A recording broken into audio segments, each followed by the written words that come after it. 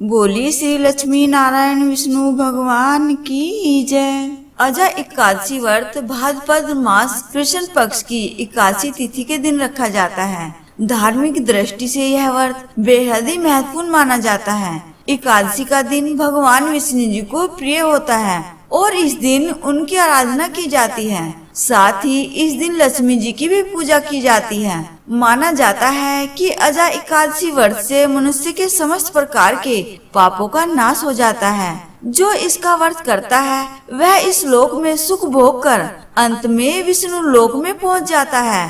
इस व्रत का फल अश्वमेध यज्ञ, कठिन तपस्या, तीर्थों में दान स्नान आदि से मिलने वाले फलों से भी अधिक होता है। शास्त्रों के अनुसार एकादशी के दिन इस दिन व्रत को सुबह सूर्य उदय से पहले उठकर स्नान आदि से निवृत्त होकर साफ सुथरे वस्त्र धारण करके पूजा स्थल की साफ सफाई करने के बाद ही व्रत का संकल्प लेना चाहिए और एकादशी की रात जागरण कर श्री हरि विष्णु जी का पूजन पाठ करना चाहिए। भाद्रपद कृष्ण पक्ष में आने वाली यह एकादशी समस्त पापों का नाश करने वाली तथा अश्वमेध यज्ञ का फल देने वाली है। इस दिन विधि विधान पूजन के पश्चात व्रत कथा पढ़नी अथवा सुननी चाहिए। निराहार व्रत रखकर शाम को फलाहार करके अगले दिन ब्राह्मणों को भोजन तथा दक्षिणा देने के बाद ही स्वयं को भोजन करना चाहिए। धार्मिक मान्यता के अनुसार इस व्रत को करने वाला व्यक्ति अंत में सभी सुखों को भोग कर अंत में विष्णु लोक को जाता है। आइए अब शुरू करते हैं अजा एकादशी व्रत कथा। भाद्रपद कृष्ण पक्ष की एकादशी की कथा के अनुसार प्राचीन काल में हरिश्चंद्र नामक एक चक्रवर्ती राजा राज्य किया करते थे। उन्होंने किसी कर्म के वशीभूत होकर अपना सारा राज्य व धन त्याग दिया। साथ ही उन्होंने अपनी स्त्री, पुत्र तथा स्वयं को बेच दिया।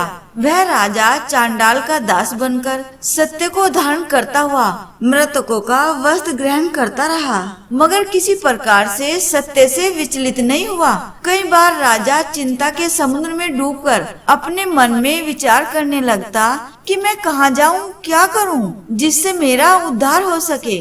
इस प्रकार से राजा को कई वर्ष बीत गए। एक दिन राजा इसी चिंता में बैठा हुआ था कि गौतम ऋषि आ गए। राजा ने उन्हें देखकर प्रणाम किया और अपनी सारी दुख भरी कहानी कह सुनाई। यह बात सुनकर गौतम ऋषि कहने लगे कि हे राजन, तुम्हारे भाग्य से आज से 7 दिन बाद भाद्रपद कृष्ण पक्ष की अजा नाम की एकादशी आएगी। तुम विधि पूर्वक उसका व्रत करो। गौतम ऋषि ने कहा कि इस व्रत के पुण्य प्रभाव से तुम्हारे समस्त पाप नष्ट हो जाएंगे। इस प्रकार राजा से कहकर गौतम ऋषि उसी समय अंतर्ध्यान हो गए। राजा ने उनकी कथा अनुसार एकादशी आने पर विधि पूर्वक व्रत व जागरण किया। उस व्रत के प्रभाव से राजा के समस्त पाप नष्ट हो गए।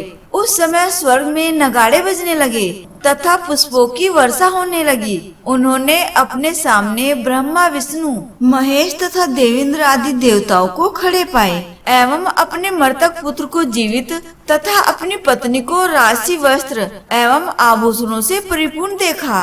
व्रत के प्रभाव से राजा को पुनः अपने राज्य की प्राप्ति हुई।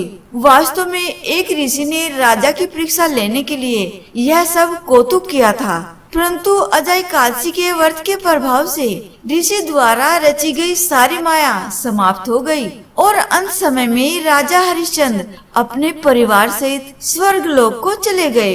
यह सब अजा एकादशी के प्रभाव से ही हुआ। अतः जो मनुष्य श्रद्धा भाव से विधि पूर्वक इस व्रत को करते हुए रात्रि जागरण करते हैं, उनके समस्त पाप नष्ट होकर अंत में वे स्वर्ग लोक को प्राप्त होते हैं। इस एकादशी की कथा सुनने मात्र से ही अश्वमेध यज्ञ का फल प्राप्त होता है। बोले श्री लक्ष्मी नारायण विष्णु भगवान की जय।